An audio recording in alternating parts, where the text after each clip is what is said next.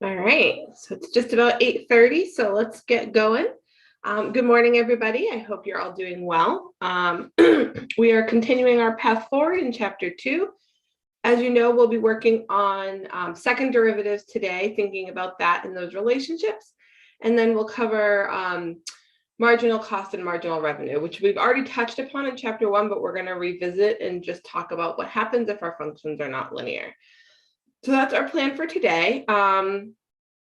Just as a reminder, your chapter 2 quiz is coming up next week on Tuesday. I will send another reminder about that via email, but that will be coming up as well.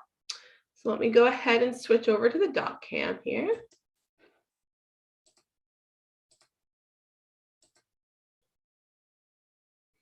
All right, so at the end of last class, we started talking about what the second derivative is, what it represents, and why we think it might be useful for us. So now that we've had that discussion, we want to sort of take a step back and go back to what we know about the first derivative so we can start getting ready to link it to the second derivative. So we're going to start off today with a practice problem or two, where we're going to review some of the stuff that we had done back in 2.2, I believe. So the first problem we're going to look at here is consider the function f of x below.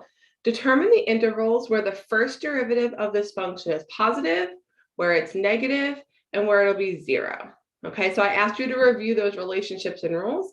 So what I'd like you to do is I'd like you to take 2 minutes to jot down the intervals where the first derivative will be positive, where the first derivative will be negative, and where the first derivative will be 0, based on the rules that we know about the relationship between the original function and the first derivative.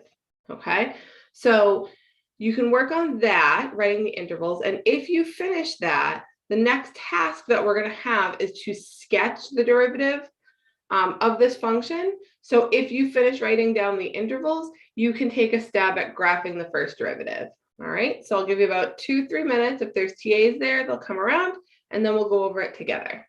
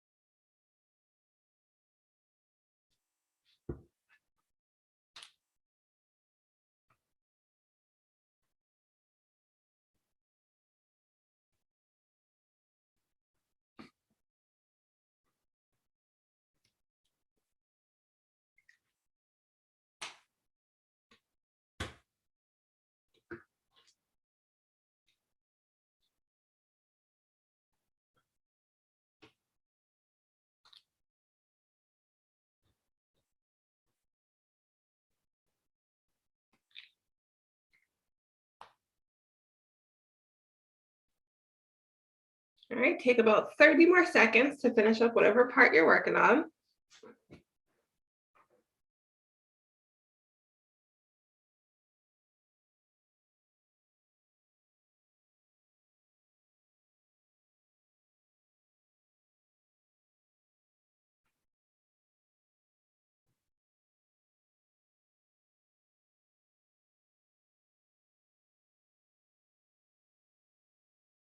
All right, so let's take a look at these intervals. Let's start by finding the zeros. So again, the function is going to have a derivative of 0 if it has a horizontal tangent line.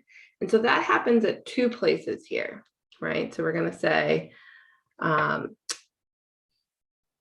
see, we'll say f prime of x equals 0 at x equals 0. So that's where we have our first horizontal tangent line.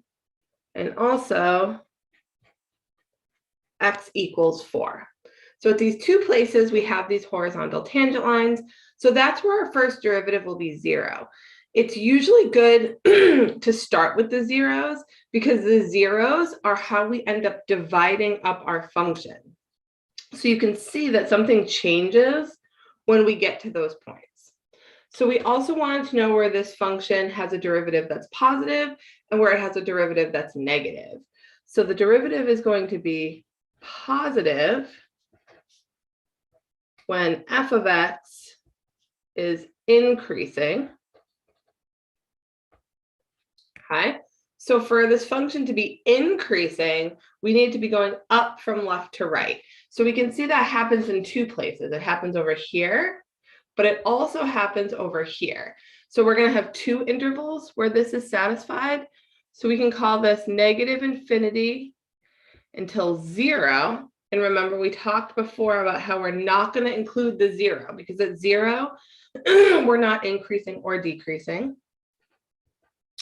And again, from 4 to infinity. So that's this little piece here. So starting at 4, we're increasing again. Okay. So then we want to know where the derivative is negative. Well, the derivative is going to be negative when the original function is decreasing. Okay, and we can see that that's happening between 0 and 4. That's where our function is going down. And again, we're not going to include 0 and 4 on our interval because at those specific points, we are constant. So I mentioned this before, but it's really important that you understand what you are evaluating on which function. So if you have an original function, you are looking for increasing and decreasing. And what that tells you is whether the derivative is positive or negative. And positive and negative is different than increasing and decreasing, right? So positive and negative is where you are on the graph. This entire graph here appears to be negative for f of x because it's below the x-axis, except at 0. At 0, it's 0. So this function is negative, but this part's still increasing, this part's still decreasing, and this part's still increasing. So making sure that you're looking at the right quantifier is going to be really important. So we want to take this information and we want to sketch a graph of the first derivative. Okay, so this is the same picture, I just moved it down. And now we want to try to draw the first derivative of this function. And just like in the last problem, we really want to start with the zeros. We said we had a 0 at 0 and a 0 at 4. Okay, if the derivative is 0 at a point, then we can mark those right on the x-axis because that's where the y value is equal to 0. Now, we know that whenever our original function is increasing, that the derivative is positive, right? And so we said that happens from negative infinity to 0. So we should be positive, which means we're above the x-axis. And then again, after 4, from 4 to infinity. So over here, we should be above the x-axis. That's what it means to be positive. It means you're above the x-axis. We also know that we were decreasing from 0 to 4, which tells me that my derivative is negative. So between 0 and 4, I have to be down here. So when I think about a function that will satisfy all of this and connect these dots, I can see that this is going to start off up here, go through my 0. It's going to have to turn around and come back up. And so I can get a rough sketch of what this looks like by just sort of sketching it like this. Now, this is a rough sketch. I could certainly make this better by finding some of the values. Remember, we talked about drawing in a few tangent lines and actually computing the values. That would make this a little more accurate. But for now, we just want to get the general form so that we can start to understand the second derivative. We're not trying to be super accurate here. We're just trying to get the general sense of what this picture is going to look like. And so it's going to be a curved function that's parabolic in nature, that's going to go through at 0 and then come back up and go through 4. Okay. So that's what we were doing last time. That's the same work that we were doing in 2.2, right? So all the stuff that we were trying to figure out for 2.2 was all about these relationships and drawing the first derivative. So now what we're going to do is we're going to take that picture of the first derivative, right? So I sketched it again. It still goes through 0 and 4. It's got this U shape, right?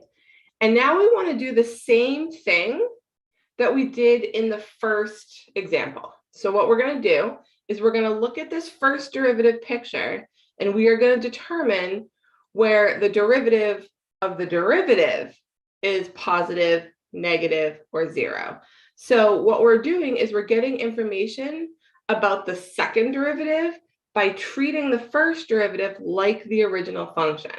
So what does that mean? You are again going to be finding the zeros. You're going to be looking for where it's increasing and decreasing to try to then come up with the same set of intervals where the second derivative would be positive, negative, and 0. And then again, we're going to try to draw the derivative of this function based on what we figure out from doing that here. So we're going to do the same analysis, but now this is our new original function.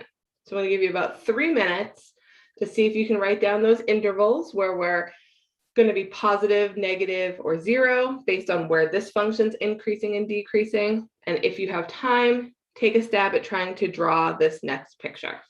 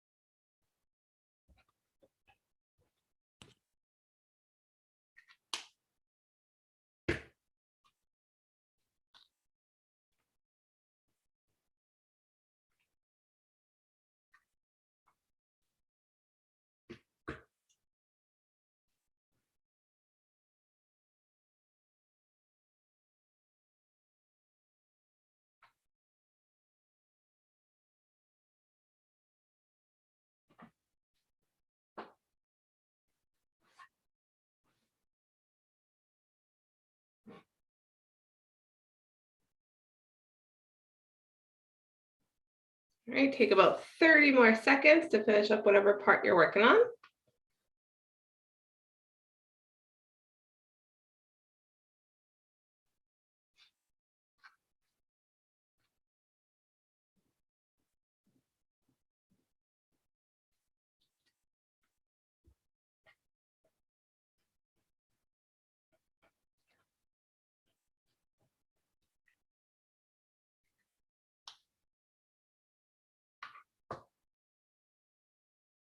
All right.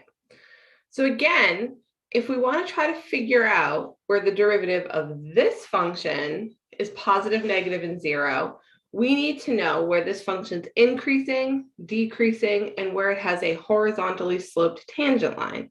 So again, we start with the zeros. We look for any place we're going to have a horizontal tangent line. And we can see that this looks like it's going to happen at roughly x equals 2. Again, I encourage you to start with that piece because typically that means that 2 is where we're going to change what we're doing, whether we're going from increasing to decreasing or decreasing to increasing. But those zeros help us figure out what these intervals are. So let's start with decreasing.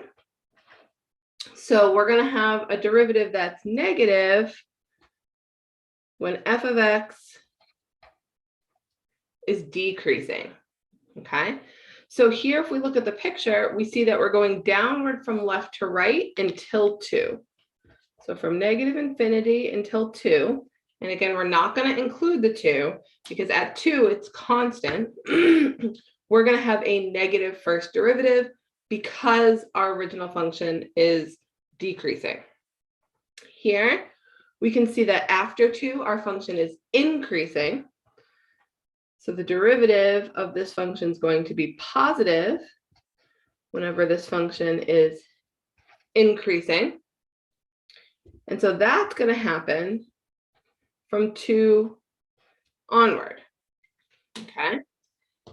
So what's important to remember here is that we are treating this function as the original function. However, we know that this function is the derivative of the function we looked at before, okay? When you look at a derivative function, it is its own function, and you can do the same type of analysis on it that we were doing. All right, and we'll sort of link this all together in a few minutes, but first, let's figure out how we draw this graph, right? So again, if we start off by plotting where the zeros are, we said that we're going to have a 0 at 2, right? So the value of the derivative at 2 is 0. So we can plot that dot here. This shape should hopefully look somewhat familiar. Again, if you have a U shape, we said that translates roughly into a line.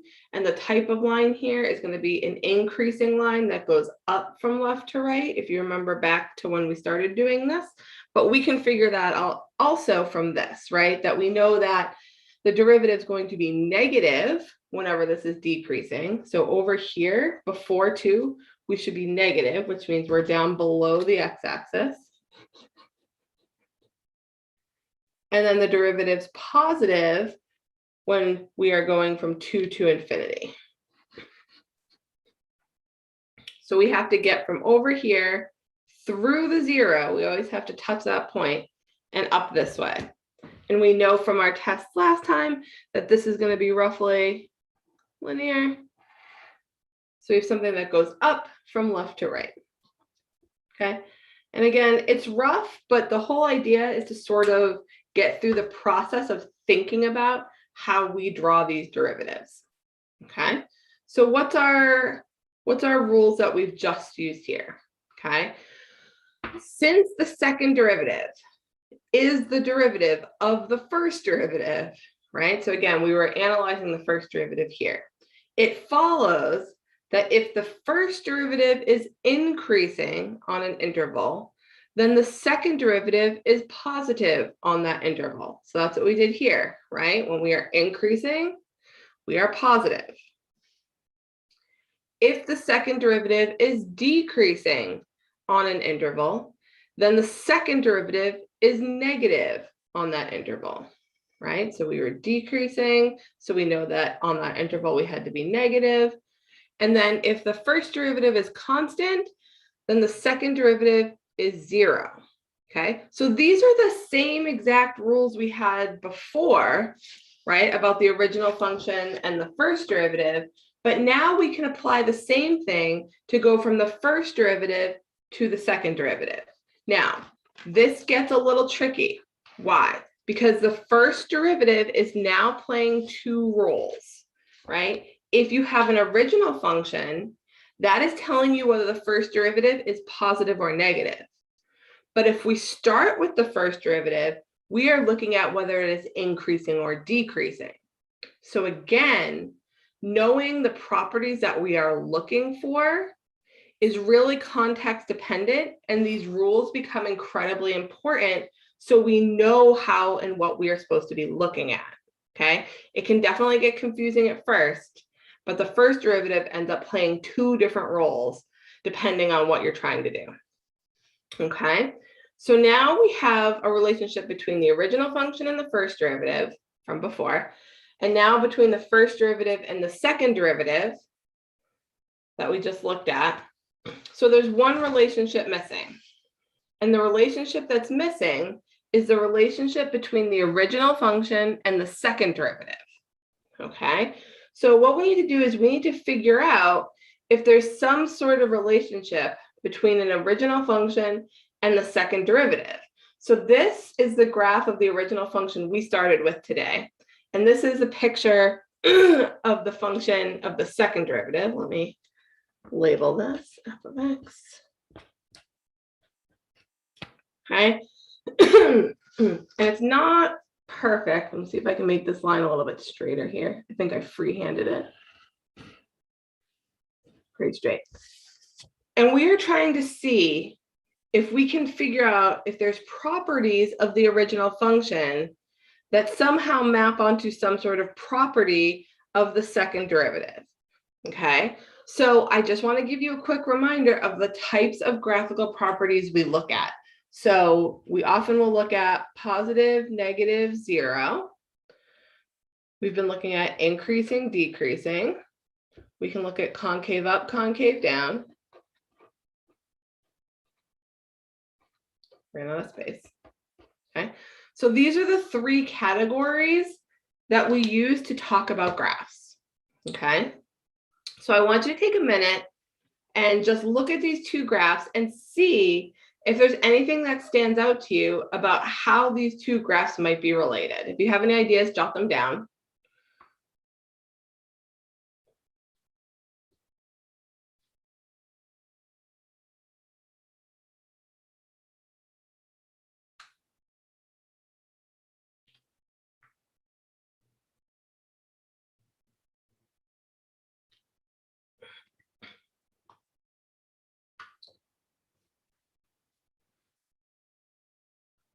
All right, so let's talk through this. What's interesting to me about the second derivative is that it goes through zero, right? So we know that zero has an important relevance with the first derivative. That's where we had a horizontal tangent line. So if I come over here to 2, I know that this particular point is going to turn into a 0 here. So I'm trying to figure out if something changes at 2 that is different, right, before 2 and after 2. So if I look at this graph before 2, and I look at the graph after 2,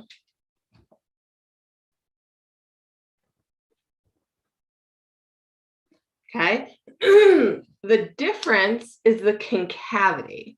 So to the left of 2,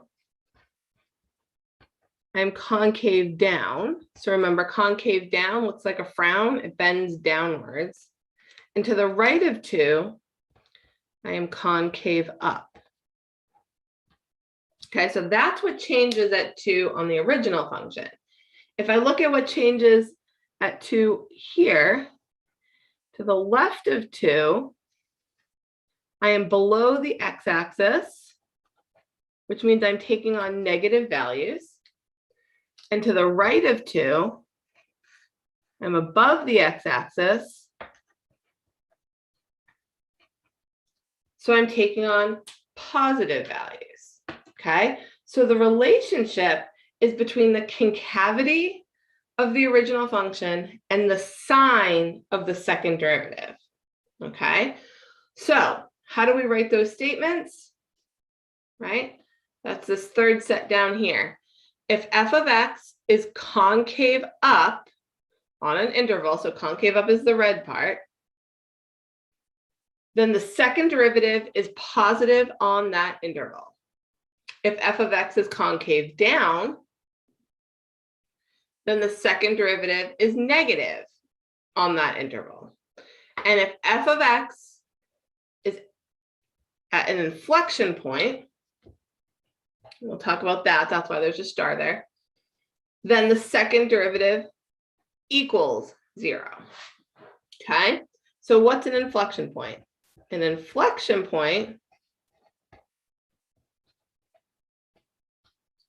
is where a function changes concavity.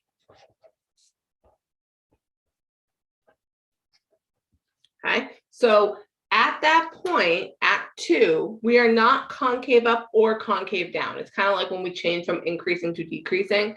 That is the point where we change concavity, and it's called an inflection point. So at that point, our second derivative is equal to 0. So these statements are really important, but they can be used in different ways. So if you have a graph of the second derivative, you can use that to talk about the concavity of the original function. If you have a graph of the original function, you can use the concavity to talk about the sign of the second derivative. So the way that you use these statements depends on which information you have, right? So if you have an original function now, right, of some sort in f of x, you can talk about the sign of the second derivative based on the concavity. You can talk about the sign of the first derivative based on increasing, decreasing.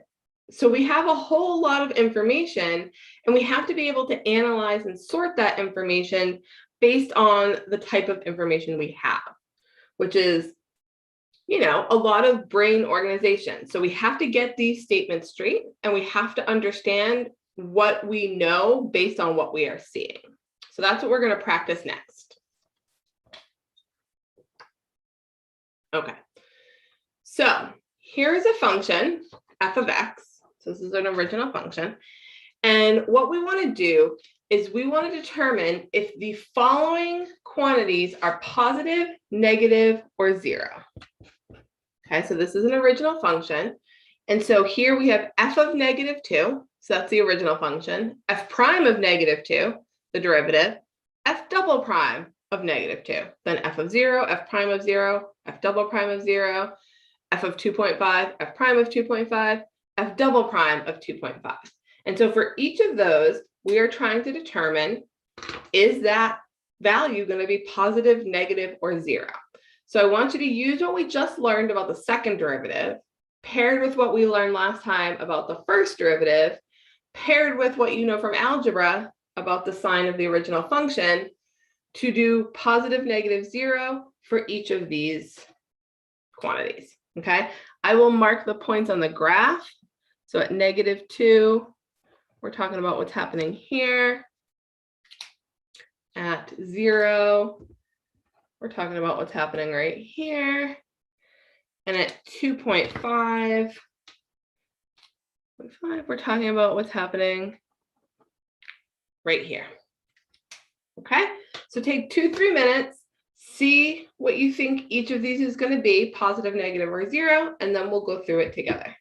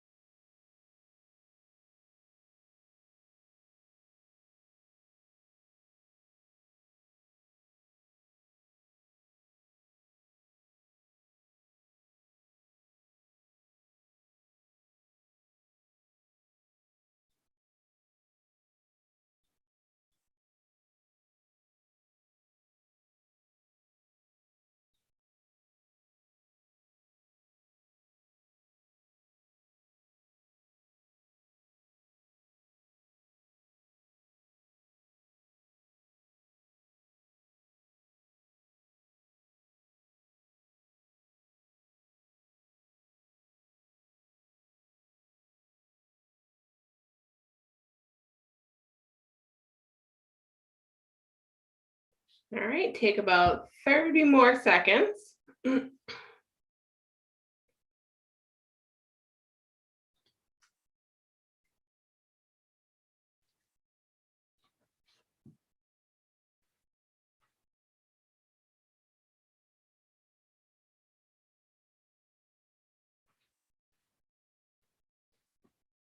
All right, so let's go ahead and take a look at whether each of these things is positive, negative, or zero. So starting our work with -2, the first part asks for f of -2. So that's the functional value. So we're asking, is the y value at that point positive, negative, or zero? So we can see that this point is below the x-axis, which means that this is going to have to be negative, okay? The derivative at -2, we can do one of two ways. We can look at whether the function is increasing or decreasing. We can see that it's decreasing here, which will tell us it's negative, or we could certainly just quickly draw on a tangent line and look at the slope of that, which again would tell us that at -2, the first derivative is going to be negative. And then to talk about the second derivative, we now know that we have to look at the concavity of the function at -2. And so what I want to point out here is that this particular function is going to be concave up all right here. Okay, CC up. So at -2, we are still in the part of the function that is concave up. If the original function is concave up, that tells us that the second derivative is going to be positive, okay? So just because one of these is negative or positive doesn't mean the other ones are negative or positive. Each one requires its own set of analysis. So let's look at what's happening at 0. So f of 0 is the y value when x is 0. So the actual y value here is +1, right? So we can see that's above the x-axis. So that is a positive value. The derivative at 0, we can see is going to be a horizontal tangent line, right? So it's changing from increasing to decreasing right there. So the derivative at 0 is going to be 0. And then the second derivative at 0, if we look at this part of the function, we see it's concave down, right? Concave down looks like a frown. That tells me that the second derivative at 0 is negative, okay? So again, we're looking at all different things to answer each of the three pieces at any given point. So let's look at what's happening at 2.5.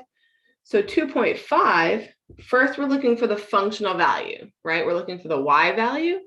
And we can see at 2.5 is where we are crossing through the x-axis, which means that that functional value is going to be 0, okay? Similarly, well, not quite yet. The first derivative here, right, is going to be positive because we are increasing at 2.5, right? The function's increasing, the slope of the tangent line is positive. So that's going to give me a positive value. And then the second derivative at 2.5, here we can see we are almost exactly at where we are going to change from concave up to concave down, right? We call that an inflection point. So if we are at an inflection point, that means that the second derivative is going to need to be 0, okay? So again, it's going to be important that we know what type of things we need to look for, depending on whether we're looking for the original function, the first derivative, or the second derivative. So you should be able to take any graph and pick a point and talk about whether the original function is positive, negative, or 0 there, whether the first derivative is positive, negative, or 0 there, and whether the second derivative is positive, negative, or 0 at that point, okay? So that is sort of the most common way that we do it, but it does come up in one other way that we want to make sure we practice, and that is in table form, okay? So we actually started doing some of this work before in a lot of ways, and so now we're sort of putting it all together to try to figure out what we know and what we can apply here. So there's two tables here, and you can see they sort of start off in similar ways, but then they're different tables. And so what we want to do is we want to look at the table and we want to figure out the intervals where f of x is most likely concave up and concave down. So in order to talk about the concavity, we before were using the average rate of change, right? We were able to do the average rate of change and then use that to figure out where we were concave up or concave down. That's still a pretty good estimate. However, we can do a little bit better in refinement, a tiny bit, by actually finding the derivative at every single point. So here, what we're going to want to do is we're going to want to use what we know to get an approximation of the first derivative for every single point, okay? And so remember, in order to do an approximation of the first derivative, you can either do the left and the right and then average them, or you can use the 2 points surrounding a point to approximate the derivative. And then we need to use the fact that when f prime of x is increasing, the second derivative is positive, which means we're going to be concave up, right? So we need to get this first derivative approximation in order to be able to talk about the second derivative. So what I want you to do is I want you to go ahead and approximate the first derivative on this table and on the second table. And then I want you to determine where that first derivative is increasing and where it's decreasing.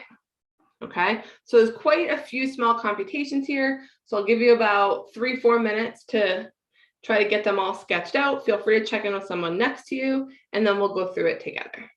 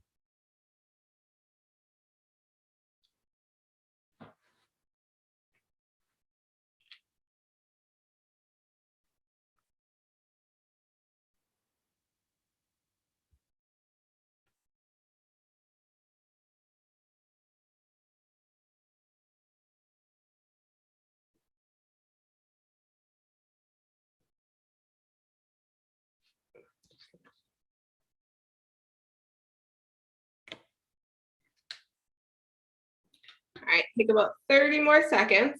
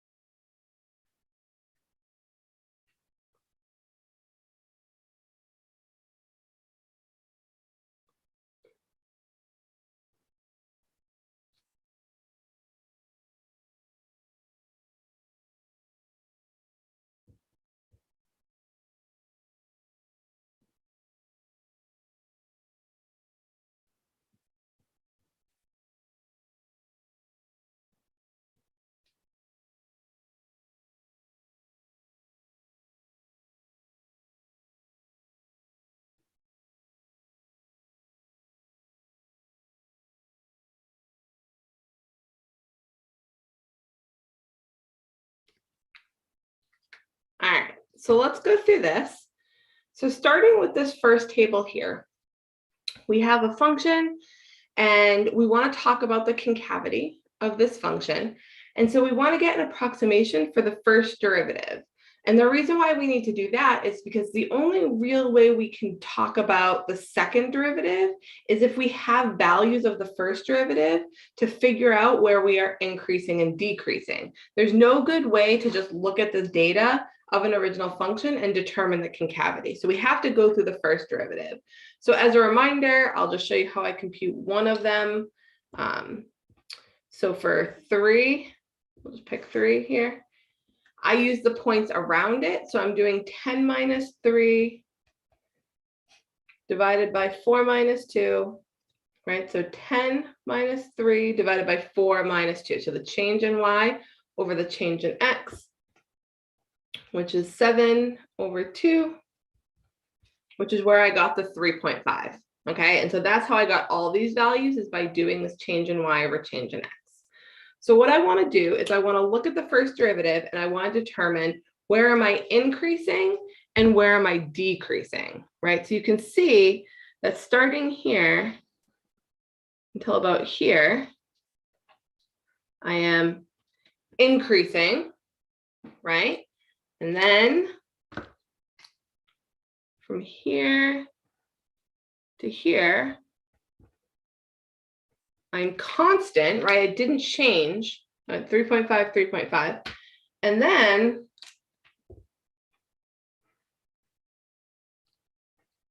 three 2.5, 1.5, 1. Those are decreasing, okay? So remember from our rules, if your first derivative is increasing, which is what we have here, we're looking at the first derivative values, that tells you that the second derivative is positive. If your first derivative is decreasing, that tells you that your second derivative is negative. And if you're constant, that tells you that your second derivative is going to equal 0. Okay? So we use the first derivative to talk about the second derivative. And now we need to invoke what we know about the relationship between the second derivative and the original function. And that relationship is that if your second derivative is positive, the original function is concave up. So from here to here is the most likely place that we are going to be concave up. If your second derivative is negative, which happens from here to here, that tells us that the original function is concave down. Okay, and again, what's concave down? The original function is concave down. And then finally, we also know that we probably have an inflection point somewhere between 3 and 4. Okay. So this type of problem, you can see, really links all of these concepts together. There are a lot of steps to get where we want to go. And so we have to be really careful and really practice understanding these relationships. So again, I started with the original function. From there, I was able to sketch out the first derivative by doing average rates of change. Once I had the first derivative, I then looked at where those values were increasing and decreasing. That then told me whether the second derivative was positive, negative, or 0. And once I knew the sign of the second derivative, I could pair that back to the concavity of the original function. So this is not trivial work. There's a lot of steps here, but the more you practice, the better you get. Okay, so let's talk about the second table. So the second table, you see we have x values and we have the first derivative function listed here. So if we were to do the average rate of change, again, we would get approximations of the second derivative, which we can then use to talk about the concavity, right? So thinking about what we know in terms of the second derivative, if we want to talk about the concavity of the original function, we want to know where the second derivative is positive and where the second derivative is negative, just like here, right? Positive, negative. So when you do your approximation of the second derivative, I can see that these are the values where the second derivative is positive, right? Just that they have a positive value. That's what I'm looking for here, positive, negative. And then here, we can see that the second derivative is negative. And so then we think about what that tells us about the concavity of the original function. So again, if the second derivative is positive, f of x is likely concave up. If the second derivative is negative, f of x is concave down. Okay, and we can also say with some degree of certainty that somewhere in here, we're going to have an inflection point. How do I know we're going to have an inflection point? Because in order for my function to change from concave up to concave down, I have to turn around. So if I was trying to guess where there might be an inflection point, my best guess would be between 5 and 6, right? Because that's sort of where this changes from positive to negative. Okay, so again, it's really important that we start to work with these different conditions and figure out when to apply them. It can be a little overwhelming at first. I admit that, but I promise the more you practice these, especially the graphing, the better you get. So if you feel like you could benefit from more graphing practice, that's actually the review that's happening later today that William is doing. We'll be looking at more practice problems with graphing. Okay, so if that's helpful, pop into that review later. I think it's at 5. The link is on Moodle. So that sort of concludes our second derivative. So I just want to say a few things before we talk about marginal analysis. So when you are keeping track of all these things, sometimes I advise students who are having trouble remembering it all. Let me grab a scrap piece of paper here so I can draw it for you. Nope, that's not what I'm looking for. Oh, okay. If you are having trouble keeping everything straight, one thing that I will advise you to do is to draw a chart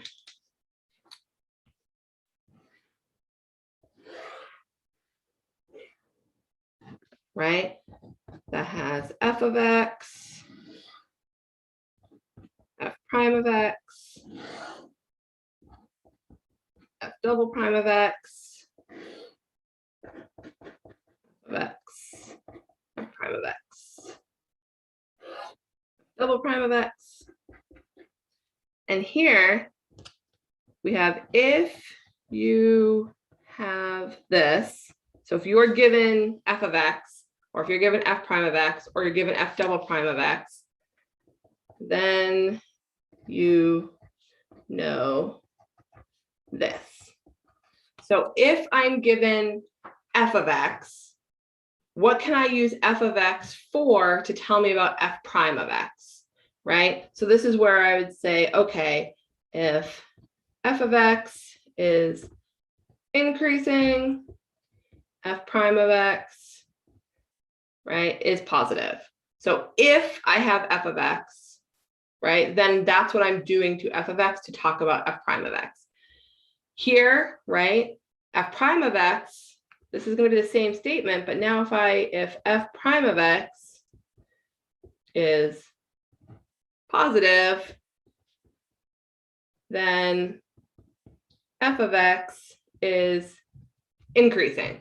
Right? So these are the same statements written two different ways. And the reason why this chart is particularly helpful is because then if you are given a graph or a table, right, whichever it is, you say, okay, I have a graph of f prime of x. Here's what that will tell me. Or, hey, I have a graph of f of x. Here's what it will tell me. And you can sort of cover up the other stuff.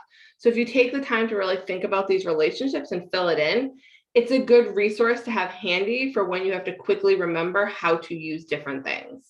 Okay, so it's sort of like a formula cheat sheet, but for graphing and understanding the relationships. So if you think that'll be helpful, you can certainly fill it out. You can stop by Drop In Help if you have any questions about it, but it's one activity you can sort of do on your own to organize all your thoughts. Okay, so now we're going to shift gears and we are going to go into marginal analysis, which is just sort of the application of the stuff we've been doing in chapter 2 to what we already know about business and economics. So we talked very briefly about marginal analysis back in chapter 1, but the idea is that marginal analysis tells us how cost and revenue behave what we call on the margins.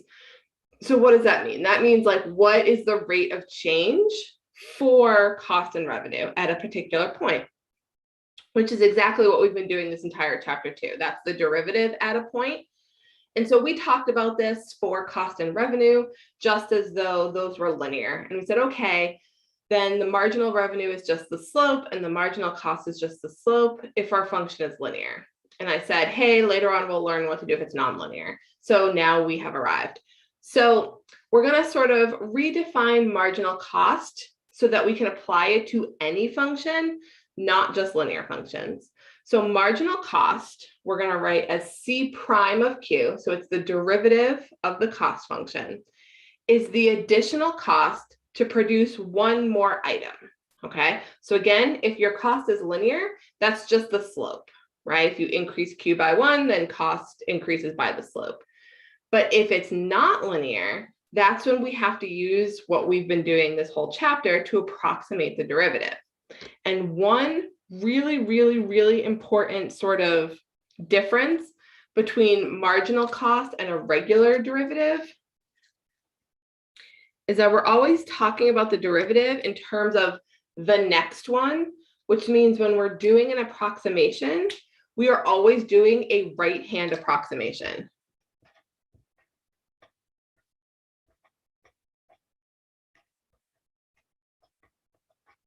Right? Because we talked about left-hand estimates, right-hand estimates, best estimates. But when we talk about business, when we talk specifically about cost, revenue, and profit, the way we do the analysis is, well, what will it cost us to make one more? What will it bring in to sell one more? What is the profit if we make and sell one more? So we're always looking one to the right, because in business, we already know what happened before. So the right-hand approximation is what we do to compute marginal cost, marginal revenue, and marginal profit. So that's slightly different than a general derivative, okay? So again, if cost is linear, right, then your marginal cost is the slope of the line. If cost is not linear, right, then the marginal cost is the slope of the tangent line where we are being evaluated. So if we want to know the marginal cost here, we would go up to the function. And we want to try to figure out the slope of the tangent line. And again, we would use a right-hand estimate. Okay. Similarly, marginal revenue is going to be the additional revenue from selling one more item. So same idea. If our revenue is linear, then the marginal revenue is just the slope.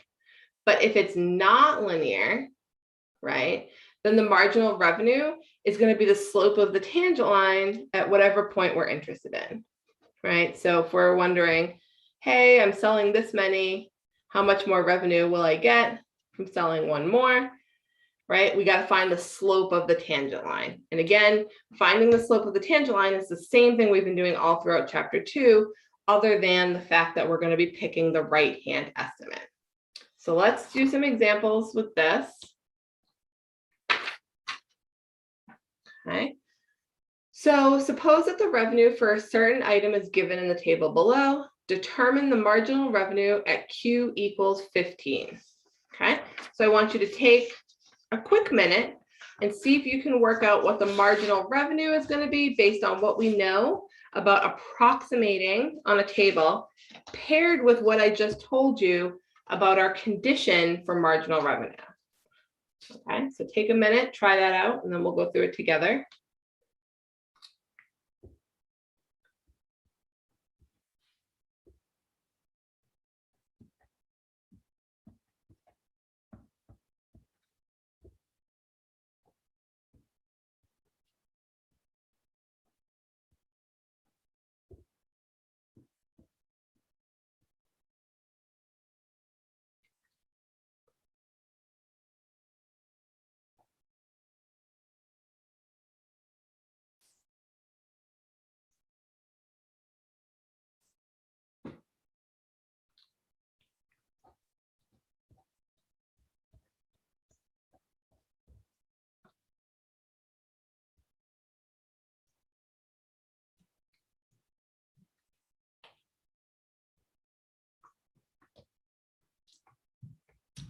All right, so let's take a look at this.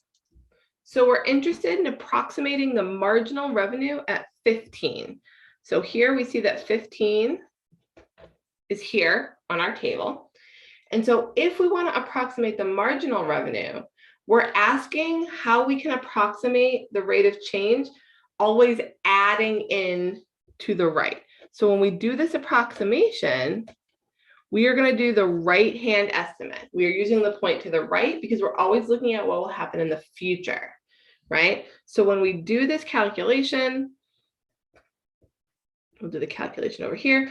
We're going to do 180 minus 160 divided by 20 minus 15, right? So we have 20 on the top, 5 on the bottom. 20 divided by 5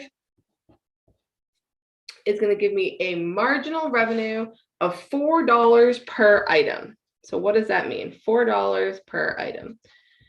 That means that when I am selling 15 items, I will gain an additional $4 in revenue for each additional item I sell. Okay, so again, the key thing we have to remember here is that because it's revenue, we're doing a right-hand approximation. That's sort of the key thing we're trying to remember. Okay, let's look at another example that does some approximation with cost.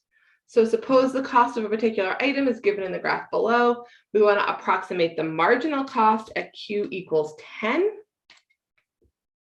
Okay, so Q equals 10 is here. Okay, so I will also sort of point out that this also goes through the point 30 comma 300.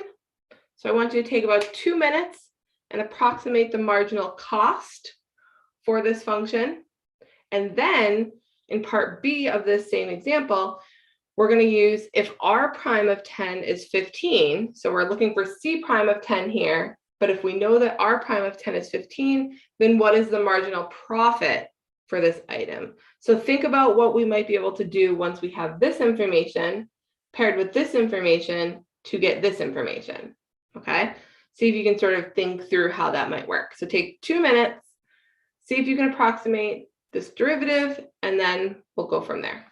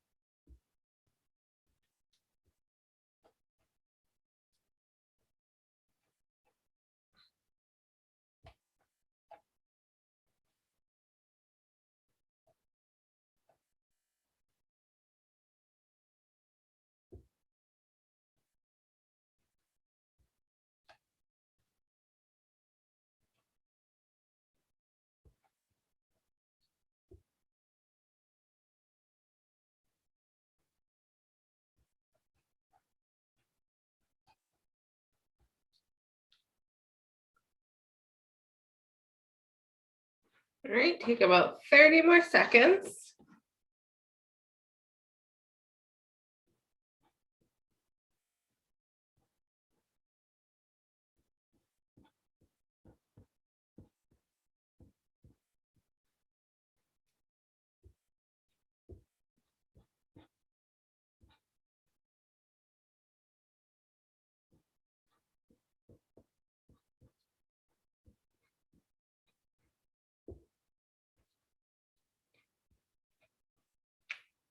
All right, so we can see that this particular cost function is linear, which means that the marginal cost is going to be the slope of the line. So here, the 2 points that I used are 30, 300 and 10, 150. You could have picked any 2 points on this line, but when I find the slope of this line, I get 7.5.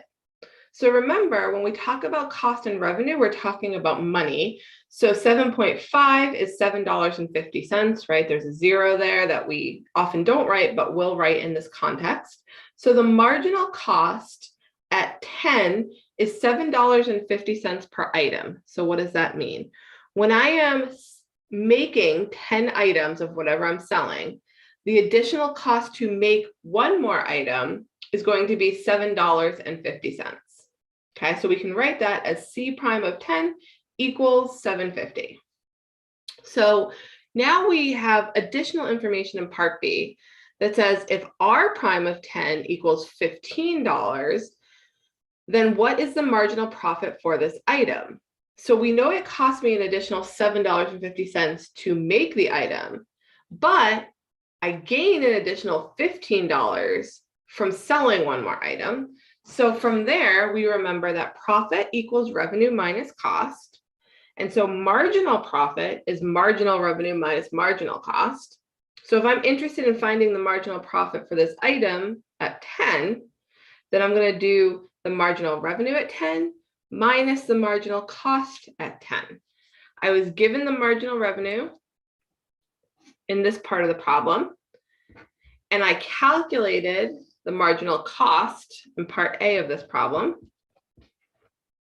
So I end up with 15 minus 750. So my marginal profit is $7.50. So if I were to make and produce one additional item, I would gain an additional $7.50 in profit. Okay, so that's good, right? I want to produce another item then because I'm getting more profit overall. So this is sort of how we notate these things and how we start to work with them.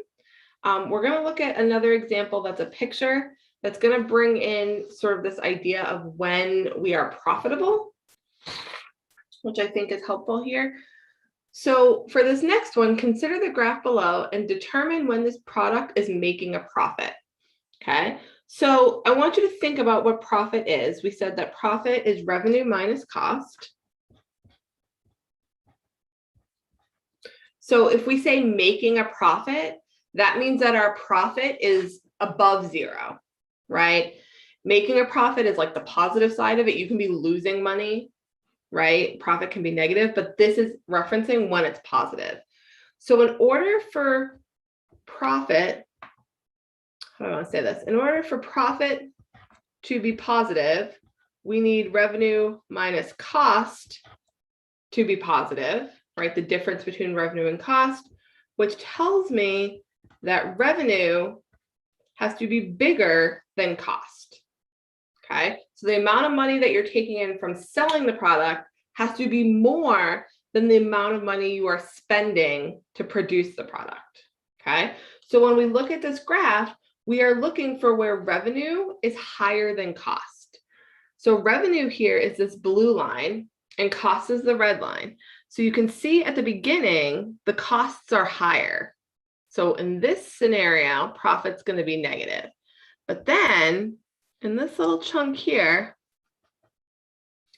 that is where the revenue is greater than the cost. Okay, so this is going to be true between 130 and 215, right? So in this little chunk, this is where my profit is positive. Now, there's another small caveat here that's a little tricky, okay? And I want to talk about this for a second. So if you look roughly, let's say here, this is the point where we are maximizing our profit, because that's where the biggest difference is between revenue and cost, right? So right sort of here in the middle, that's where we're making the most amount of profit, because that's where the biggest difference is, right? So we're making more profit here than over here. So what that means is that if I'm at this point right here, I don't want to make any more items because my profit, it's going to go down, right? Because there's less distance between revenue and cost. So even though my profit is positive over here, right, it's not as good as when I'm right here. So all of this is positive profit, but this point where I'm the furthest apart is where I make the most money. And so I don't want to make another one because my profit actually goes down. So hopefully that makes sense visually of what is happening. So what I want to point out here is that in this little chunk, right, I want to make more, make and sell more, right? Because my profit's positive and I'm moving towards that maximum profit. However, once I get past that point, I want to make and sell less because I want to get back to this point of maximum profit. And so what I can do is I can think about the marginal revenue and the marginal cost in these two areas to understand why that might be true, okay? And so I'm going to show you the same graph, but with marginal cost and marginal revenue lines kind of drawn in so we can kind of see what's going on. So notice here in this first chunk where I said I want to make more, my marginal revenue is greater than my marginal cost. The steepness of that line is steeper than the steepness of the marginal cost line. So when marginal revenue is greater than marginal cost, we want to make more. However, when I get past this maximum profit, right, now my marginal revenue is not as steep as my marginal cost. So my marginal cost is greater than my marginal revenue. So I don't want to make any more because I want to go backwards. So when I'm thinking about whether or not to produce more, I'm trying to get to that point that maximizes my profit, which is the point where these two slopes are equal. Marginal revenue equals marginal cost. And you'll practice this a little bit on homework, and hopefully once you do, it'll make a little more sense in terms of clarity, but hopefully conceptually, you can sort of see why, right, we want to get to this point where they are the furthest apart. Okay. So the last example here, we have C of Q represents the total cost of producing Q items. We know that C of 15 equals 2,600 and C prime of 15 equals 109. We want to use this information to estimate the cost of producing 20 items and producing 10 items. So this is leaning back on what we did last class, right, with tangent line approximations and local linear approximations. So I want you to take 2 minutes and see if you can approximate the cost of 20 items by using the information you have about the function and the derivative to make that prediction. Okay, so take 2 minutes and then we'll go through it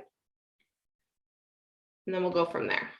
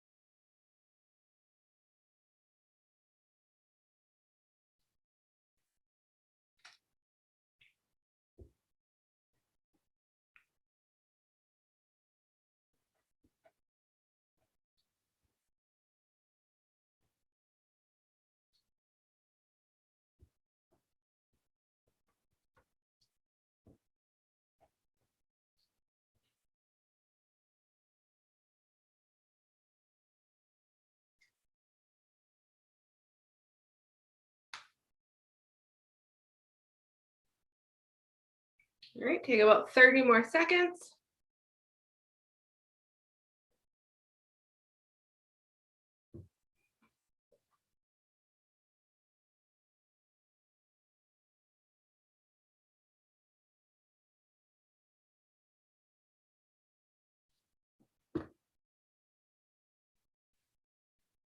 All right, so this is another situation where we're using tangent line approximation or local linear approximation to approximate what's happening at another point. In order to do that, you need to have information about the function at a point and about the derivative at that point. So we have this information. We know that C of 15 is 2600, C prime of 15 is 109, and we want to approximate what's happening at 20. So my delta x here is how far away I'm going between 20 and 15. So 20 minus 15 means my delta x here is going to be 5. I want to do that multiplication first. So 5 times 109, and then add it to the 2600. And I get an approximation of $3,145 for the cost of 20. When we do the cost of 10, we set it up the same way initially. So C of 15 plus C prime of 15 times delta x. The difference now is that the delta x is different because now I'm interested in what's happening at 10, but I have information about 15. 10 minus 15 means that I'm going to have -5 here. So it should cost less to make 10 than to make 15. So that negative makes sense. So again, I'm going to crunch that number first, then add to 2600. And I get 2,055. So we can see that we can use the tangent line approximation in this sort of scenario, just like we did for general functions. So it can come up in a lot of ways. Okay, so we will pick up with, I guess, chapter 3 next time I see you guys on Tuesday. Have a good long weekend and good luck on your chapter 2 quiz next week on Tuesday.